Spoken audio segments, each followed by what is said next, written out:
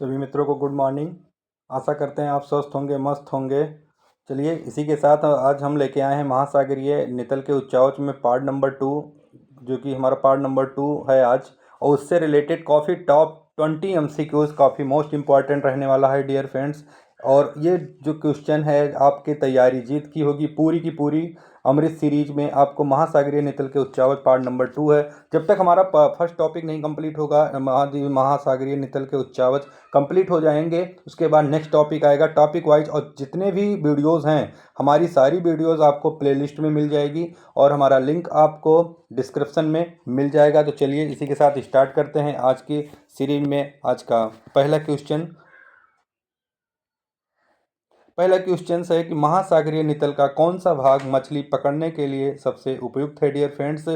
Option से according देखते हैं, ये देखते हैं गर्त है, सेल्फ है, असीबल है या कटक है। Very very important. और जितने भी चैनल पे नए हैं डियर फ्रेंड्स वो चैनल को सब्सक्राइब कर लें, बेल आइकन को प्रेस कर लें। इससे अच्छा और आपको कहीं नहीं मिलेगा।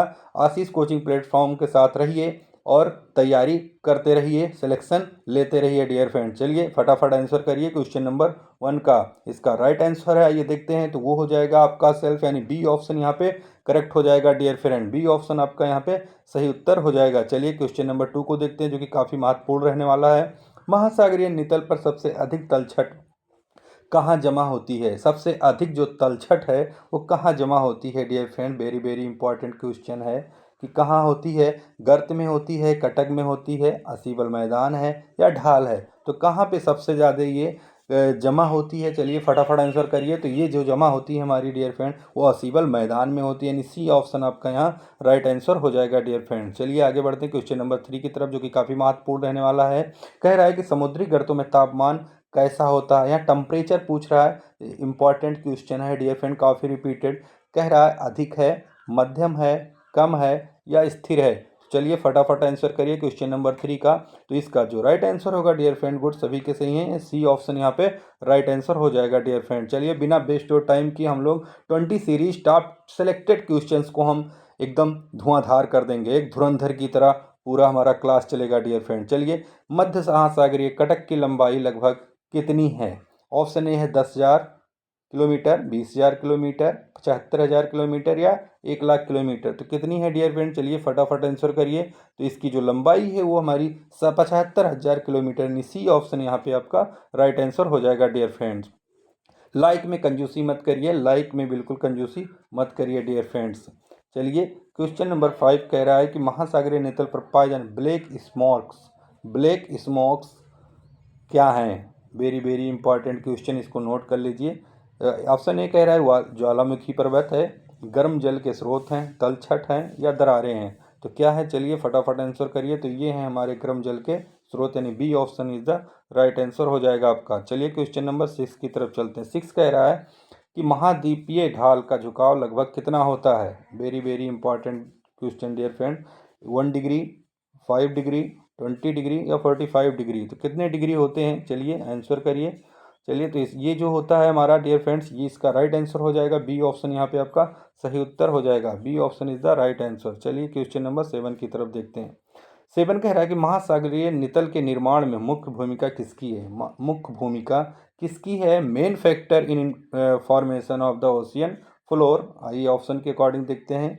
जलवायु का है, प्लेट टेक्टोनिक है, वनस्पतियां हैं या वर्षा है? तो किसके कारण है? चलिए फटाफट आंसर करते हैं। तो इसका जो राइट आंसर होगा वो होगा आपका प्लेट विवर्तन की, यानी इंग्लिश में कहते हैं प्लेट टेक्टोनिक्स, यानी बी ऑप्शन यहाँ पे आपका राइट आंसर हो जाएगा। चलिए क्वेश्चन नंबर 8 है, कह रहा है कि समुद्री जल के नीचे स्थित घाटियों को क्या कहते हैं? स्थित घाटियों को हम क्या कहते हैं? Submarine valleys are called. जो सबमरीन वैलीज होती हैं डियर फ्रेंड, आइए देखते हैं। कैनेन कहते हैं, गर्त कहते हैं, मैदान कहते हैं या कटक कहते हैं? तो क्या कहते हैं डियर फ्रेंड? चलिए फटाफट आंसर करते रहिए और लाइक भी करते रहिए। लाइक में कंजूसी मत करिए, हमें 1,000 लाइक चाहिए आज तो चाहिए। चलिए क्वेश्चन नंबर 8 का फटाफट आंसर करिए। तो option number A is the right answer हो जाएगा। आपके लिए इतने मेहनत किए जाते हैं, आप लोग हमारे लिए इतना मेहनत करिए कि लाइक और शेयर करते रहिए। समुद्री कैनेन का निर्माण किससे होता है? जो हमारी समुद्री हैं, यानी कि फॉर्मेशन ऑफ सबमरीन हैं, सबमरीन कैनॉन का निर्माण किससे होता है? नदियों द्वारा होता है, हवा द्वारा, ज्वालामुखी द्वारा या हिमनद द्वारा। तो किसके द्वारा होता है डियर फ्रेंड, चलिए फटाफट करिए आंसर। तो ये होता है नदियों द्वारा, यानी ए ऑप्शन यहाँ पे राइट आंसर हो जाएगा, ए ऑप्शन आपका करेक्ट हो जाएगा। चलिए आगे बढ़ते हैं क्वेश्चन नंबर 10 की तरफ। हम लोग आधा सफ़र तय कर चुके हैं अपनी क्लासेस का। आप लोग ज़्यादा लाइक में कंजूसी कर रहे हैं, कंजूसी मत करिए, एकदम जोरदार लाइक करते रहिए और शेयर भी करते रहिए। महासागरीय नितल का सबसे युवा भाग कहाँ होता है? Very very important question dear friend. सबसे युवा भाग पूछ रहा है, युवा भाग कहाँ होता है? गर्त में, सेल्फ में, मध्य कटक में या मैदान में? तो कहाँ होता है डियर फ्रेंड, चलिए फटाफट आंसर करिए। तो ये होता है हमारा मध्य कटक में, यानी सी ऑप्शन यहाँ पे राइट आंसर हो जाएगा आपका, C option is the correct हो जाएगा। चलिए आगे बढ़ते हैं क्वेश्चन नंबर 11 की तरफ। 11 कह रहा है कि महासागरीय नितल का सबसे पुराना भाग कहाँ होता है? इम्पॉर्टेंट क्वेश्चन है डियर फ्रेंड्स। कहाँ होता है? कटक में, गर्त में, सेल्फ में या ढाल में? तो कहाँ होता है, चलिए फटाफट आंसर करिए क्वेश्चन नंबर 11 का। तो ये होता है हमारा गर्त में, यानी यहाँ पे बी ऑप्शन आपका करेक्ट आंसर हो जाएगा डियर फ्रेंड। चलिए आगे बढ़ते हैं क्वेश्चन नंबर 12, जो कि काफ़ी जोरदार रहने वाला है। सबसे मोस्ट इंपॉर्टेंट क्वेश्चन, समुद्री पर्वत श्रृंखला का दूसरा नाम क्या है? इसका दूसरा नाम बताना है हमें कि दूसरा नाम क्या है डियर फ्रेंड। कटक है, द्वीप श्रृंखला है, गर्त है या ढाल है? चलिए फटाफट आंसर करिए क्वेश्चन नंबर 12 का। तो ये है हमारी द्वीप श्रृंखला, यानी B option is the right answer हो जाएगा आपका क्वेश्चन नंबर 12 का। चलिए आगे बढ़ते हैं क्वेश्चन नंबर 13 की तरफ। 13 कह रहा है कि रिंग ऑफ फायर किससे संबंधित है? Ring of fire related to Atlantic महासागर, हिंद महासागर, शांत महासागर या आर्कटिक महासागर? किस महासागर से रिलेटेड है ring? Very very important question dear friends है ये, वेरी वेरी इंपॉर्टेंट। चलिए फटाफट आंसर करिए। तो ये हो जाएगा हमारा प्रशांत महासागर में, यानी सी ऑप्शन यहाँ पे राइट आंसर हो जाएगा आप लोगों का। चलिए फटाफट आंसर करिए। चलिए नेक्स्ट क्वेश्चन पे आ गए हम लोग, क्वेश्चन नंबर 14 तक। 14 कह रहा है कि महासागरीय गर्तों में भूकंप क्यों आते हैं? आइए देखते हैं। वायुदाब, प्लेट टकराव, वर्षा या तापमान? तो किसके कारण भूकंप आते हैं? तो वो आते हैं डियर फ्रेंड हमारे प्लेट टकराव के कारण, यानी बी ऑप्शन यहाँ पे राइट आंसर हो जाएंगे। चलिए क्वेश्चन नंबर 15 की तरफ चलते हैं।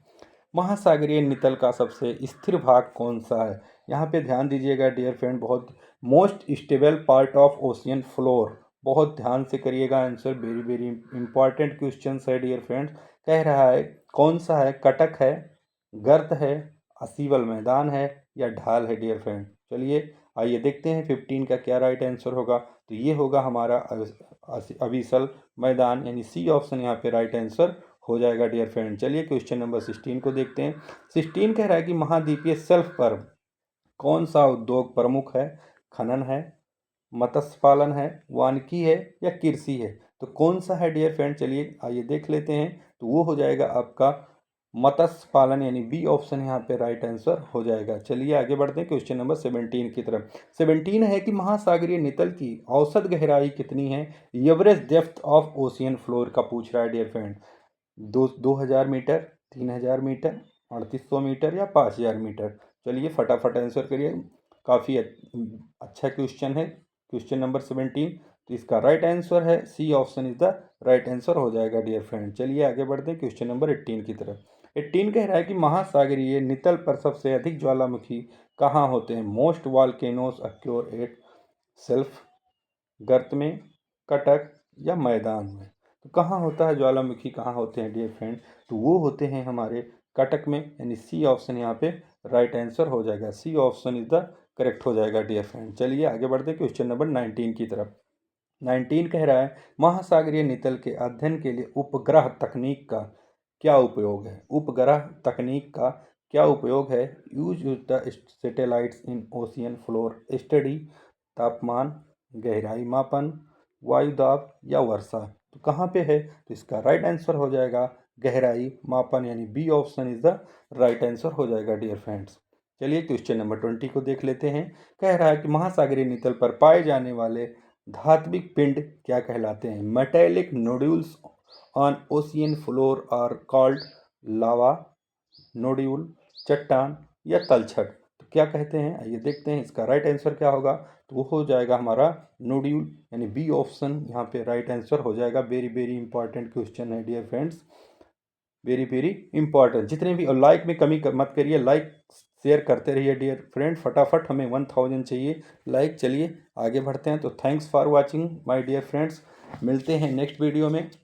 जब तक अपना और अपनों का ख्याल रखिए। हाँ, वीडियो हमारा कैसा लग रहा है ये कमेंट करके हमें ज़रूर बताएं। और जितने भी हमारे चैनल्स पे नए हैं वो चैनल को सब्सक्राइब कर लें और बेल आइकन को भी प्रेस कर लें ताकि उनको नोटिफिकेशन बराबर मिलती रहे। और एक चीज़ और है इन्फॉर्मेशन कि हमारी जो सारी वीडियोस हैं, हमारे सारे जो वीडियोस हैं वो आपको हमारे प्लेलिस्ट में मिल जाएंगे। और हमारी जो आपको लिंक हमारा हमारे डिस्क्रिप्शन में मिल जाएगा। चलिए एक बार फिर से अपना और अपनों का ख्याल रखिए। जय हिंद, वंदे मातरम।